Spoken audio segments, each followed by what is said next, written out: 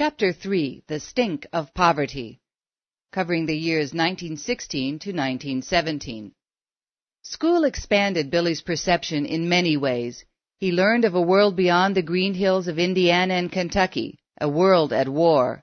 He heard names of countries he had never known existed: Germany, Austria, Hungary, and he learned how these countries had formed an alliance against France, Great Britain, and Russia.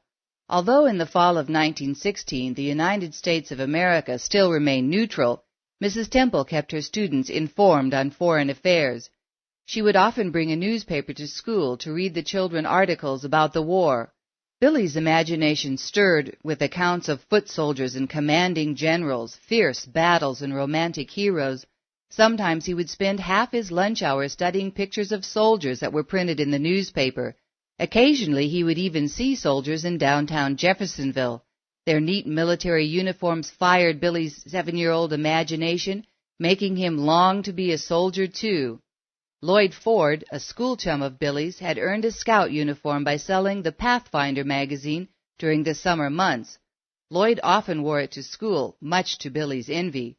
With its insignia patch on the front, its ranking stripes on the sleeve, its military-style hat, and its single stripe down the outside of each pant leg, Lloyd Ford's scout uniform looked like everything Billy wanted in a suit of clothes. If he could ever wear such a uniform, he knew he would feel so important. One day Billy got up enough nerve to ask Lloyd, "When you wear that uniform out, will you give it to me?" Lloyd said, "Sure, Billy, I'll give it to you." Toward the end of October, the weather turned cold. Frost carpeted the fields each morning and rarely melted off before 10 o'clock. Billy, still with no shirt, shivered as he ran along the Utica Pike.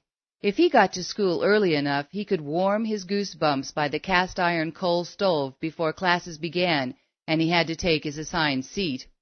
Mrs. Wathan, the wife of Charles Boss, must have seen him running to school with a bare chest, because early one day she gave him a used coat with an eagle patch on the arm. Loving the luxury of so much warmth, Billy wore that coat every minute he worked or played outside his cabin. In school, he would keep his coat pinned up to the collar so that none of the other children would see he didn't have a shirt on underneath. Sleeping in the loft at night, Billy and his younger brothers could see stars peeking through the clapboard shingles. When it started to snow, Ella covered her boys with a canvas tarp to keep them dry while they slept. In the morning, that tarp was dusted with snow. Ella had breakfast ready before the boys woke up: hot biscuits and sorghum molasses. One morning she went to the sapling ladder and called, "Billy, you and Edward come down for breakfast." Billy answered, "Mama, I can't see. My eyes have got something in them." The chilly breeze circulating through the loft all night had caused his eyelids to stick shut. Ella said, "You got matter in your eyes. Just a minute, I'll fetch the coon grease." Whenever Charles shot a raccoon, he would cut the fat off the meat, and Ella would boil it down into lard, storing it in a can. Coon grease was the family cure-all. Ella would give it to her children for a bad cold with turpentine on it and coal oil. They would swallow it for a sore throat. Now Ella massaged warm coon grease into the boys' eyelids until they could open their eyes. Billy and Edward walked to school in the snow, sometimes following a wagon track, sometimes busting through drifts. They arrived at school soaking wet up to their knees. Fortunately, their wet shoes and pants dried out by lunchtime. They always carried their lunch together in a half-gallon molasses bucket. Inside the bucket their mother packed a little jar full of greens, another full of beans, 2 pieces of cornbread left over from breakfast, and 2 spoons. Billy could smell the oven-baked bread in the other children's lunches. It smelled so good. He knew now that those children ate sandwiches and cookies for lunch, and he was ashamed to let them see his lowly beans and cornbread. So he and Edward walked down by the river, sat on a log, and set the jars between them to eat their lunch in private. Billy scooped a spoonful of beans first, then Edward poked in his spoon. Then Billy again, taking turns, careful that both jars emptied evenly between them. Near Christmas of 1916, Mrs. Temple had her students cut stripes of red, white, and blue paper and paste them into chains to take home and hang around their Christmas trees. Charles had never had a Christmas tree in the cabin before, But when Ella saw her son's decorations, she was determined that this year would be different. Taking an axe into the woods, Ella brought home a bushy little cedar.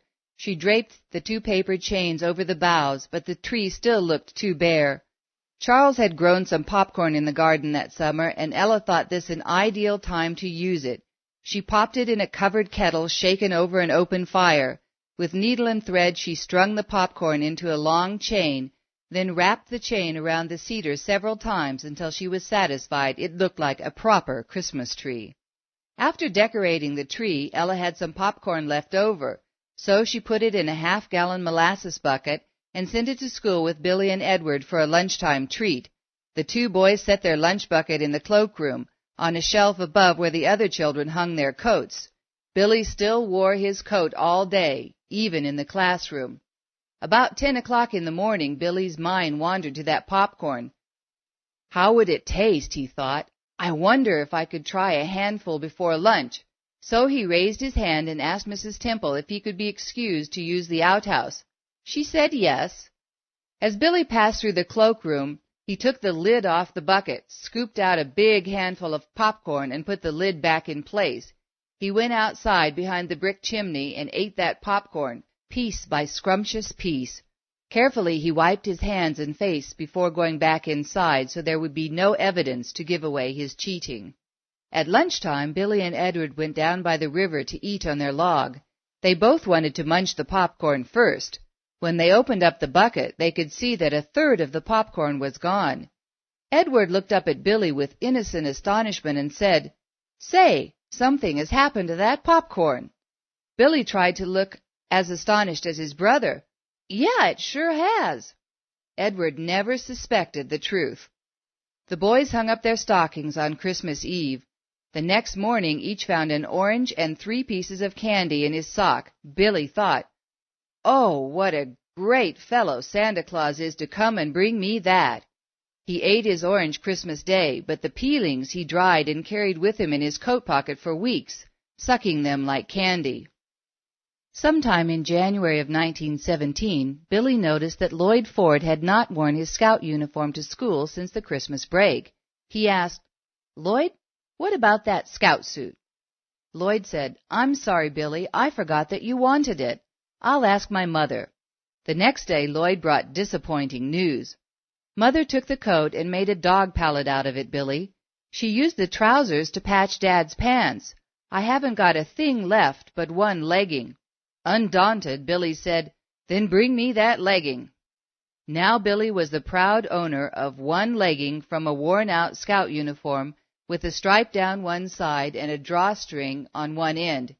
He wanted so much to wear that legging to school, but he could not think of a way to do it. So he slipped the legging into his coat pocket where it would be ready when a good excuse came along. He did not have long to wait. A huge winter storm dumped its white fury all over the Indiana countryside. Some drifts measured 17 feet deep. Next it sleeted, leaving a glaze of ice on top of trees and snow, making perfect sledding conditions. The students at Utica Pike School now spent their lunch recesses sledding down a large hill close by. All the children had store-bought sleds. All, that is, except Billy and Edward. Billy remembered an old metal dishpan in a dump down by the river. He fetched it, and soon he and Edward joined the rest of the children at the top of the hill. They climbed in the dishpan, Billy in back, wrapping his legs around Edward in the front, and down the hill they scooted, spinning around as they slid. It was great fun, but eventually the rusty bottom wore out of the pan, and they had to find something else to use as a sled. This time they transformed a log, chopping on it until the front vaguely resembled a sled runner. The snow conditions were just icy enough so that it worked. The 2 boys rode their makeshift sled to great speeds on the steepest slope of the hill. On one particular sled run, the boys took a nasty spill at the bottom of the hill. Billy got up with snow crammed down his coat and a dull ache in his leg. Other children gathered around asking if he was all right. "Oh, I hurt my leg," he groaned. Then suddenly he got an idea. "That reminds me, I've got one of the leggings from my scout uniform in my pocket. That will make a good bandage." Taking the legging from his pocket, he pulled it over his tennis shoe and up around his aching leg, securing it in place with the drawstring. Just then the school bell rang, calling them back to class. That afternoon Mrs. Temple asked Billy to come to the blackboard. He stood sideways working his problem, hoping the other students couldn't tell he had a uniform on just one leg. But of course everyone noticed. Suppressed giggles soon turned into uproarious laughter. Billy started crying, and Mrs. Temple made him go home early. In April, Mrs. Temple brought a Louisville newspaper to school with a headline that screamed, "United States declares war on Germany."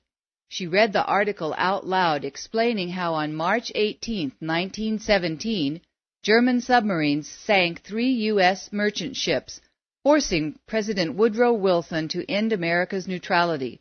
The United States of America had entered the war. Outside the schoolhouse, oak trees were budding. The days grew increasingly warmer. In the afternoon, Billy sat sweltering in his heavy winter coat, his toes now stuck up through the holes in the ends of his tennis shoes. One day Mrs. Temple noticed the students sitting in the back of the classroom making funny faces and holding their noses as if something stunk. She wondered if it had something to do with young William Branham. Why did that boy insist on wearing his coat on such a hot afternoon? She said, "William, why don't you take that coat off? Aren't you warm?" Billy's heart seemed to stop. He couldn't take off his coat. He didn't have on any shirt. "No, ma'am, I'm just a little bit chilly."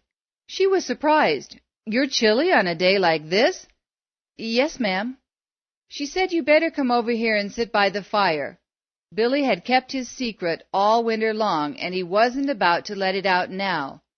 Reluctantly, he moved his seat next to the pot-bellied stove while Mrs. Temple threw in another shovelful of coal.